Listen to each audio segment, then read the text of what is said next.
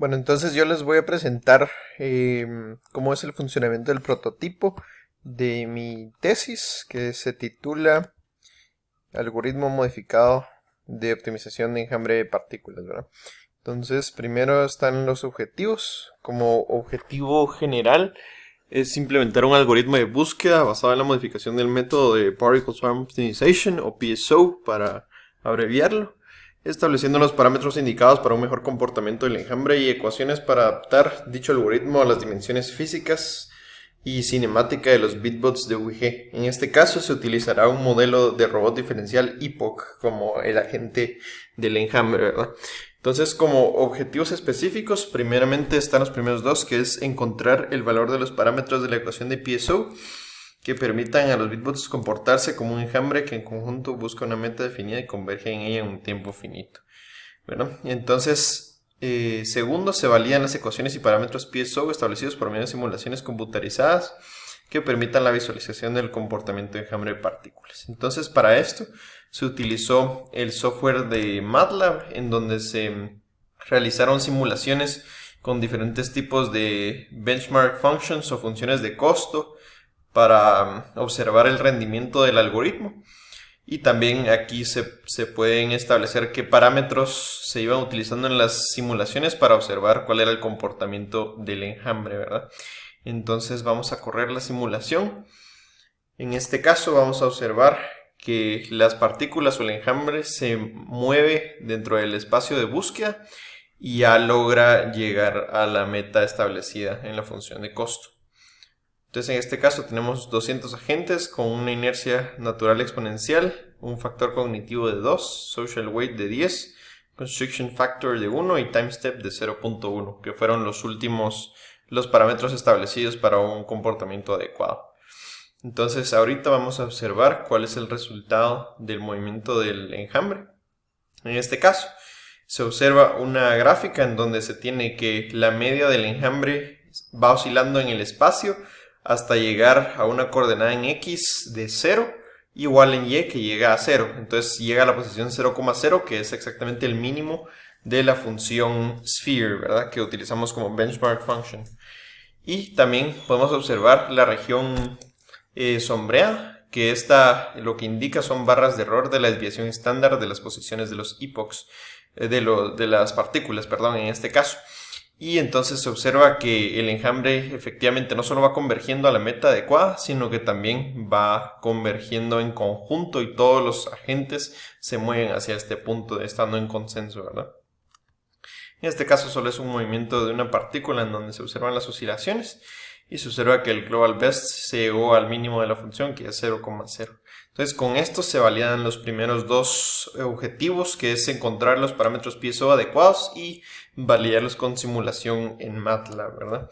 Bueno, entonces realizando los objetivos, luego se tiene que establecer las ecuaciones necesarias para modelar el movimiento y la cinemática de los bitbots y hacer posible la adaptación del algoritmo PSO a ellos, ¿verdad? Entonces se realizó una estructuración del algoritmo a utilizar ya en el mundo de Weebots, en donde se realizó un algoritmo específico para obtener el posicionamiento y orientación del robot, utilizando ecuaciones de este tipo, ¿verdad? Para poder lograr obtener posición X, Y y Z, así como θ, que es la rotación del epoch. Y luego ya en la siguiente fase se utilizaron los controladores que a continuación presentaré, en donde se observa cómo se mapea una velocidad de partículas a las velocidades lineal y angular del robot. En este caso se utilizó el software de Weebots, en donde se utilizó un controlador PID, un controlador simple de pose robot, controlador Lyapunov de pose robot y un controlador de direccionamiento de lazo cerrado, así como también un control LQR, ¿verdad? Que es un controlador óptimo de retroalimentación de estado. Entonces se utilizó ahorita el que se decidió utilizar, el que tuvo mejor rendimiento fue el controlador PID, ¿verdad? Y utilizando un filtro de hard stops para evitar mucha variación en las llantas del robot, ¿verdad? Entonces vamos a correr la simulación. Entonces se observa cómo se mueven los robots en este caso, ¿verdad? Aquí se observa también cómo es que se realiza el cálculo. Y se observa que exactamente los robots van convergiendo. Se utiliza la función sphere en este caso también, que tiene un mínimo en 0,0 igual. Y se observa que los robots también siguieron trayectorias para lograr llegar al centro del espacio de tarea, ¿verdad? Entonces luego vamos a analizar el comportamiento como tal del enjambre.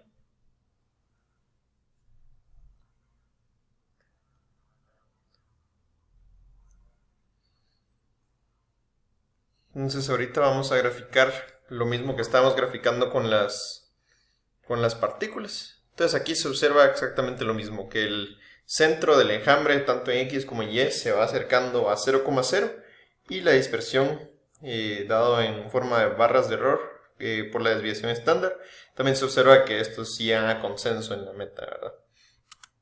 Y aquí se observa el mismo resultado. Y aquí se puede observar también que las trayectorias de los robots llegan hacia la meta, ¿verdad? Entonces con esto ya podemos observar que si efectivamente se cumple el último objetivo, que sería no solo establecer las ecuaciones necesarias, sino también validar las simulaciones de MPSO utilizando el software de Weeboots, ¿verdad? Entonces ese sería el funcionamiento del programa. Y también en cuanto a los diferentes controladores, se observa aquí el resultado del controlador de cinemática transformada, el controlador PID, que fue el que se utilizó, que no tiene tal vez las trayectorias más bonitas, sin embargo tiene buenos resultados de velocidades que hacen el controlador más implementable en la vida real. El controlador de pose diferencial posee velocidades no tan regulares, ¿verdad? Pero posee las trayectorias un poco más suavizadas. Entonces aquí es una situación de trade-off en querer velocidades implementables, pero trayectorias no tan bonitas, o trayectorias muy bonitas, pero con velocidades no tan realistas como en este caso, ¿verdad? O en este caso que ninguna de las dos fue óptimo. Y el LQR, que también tuvo velocidades un tanto accidentadas, pero obtuvo buenas trayectorias, ¿verdad? Entonces, recapitulando, se eligió un controlador PID como anteriormente había dicho, ¿verdad?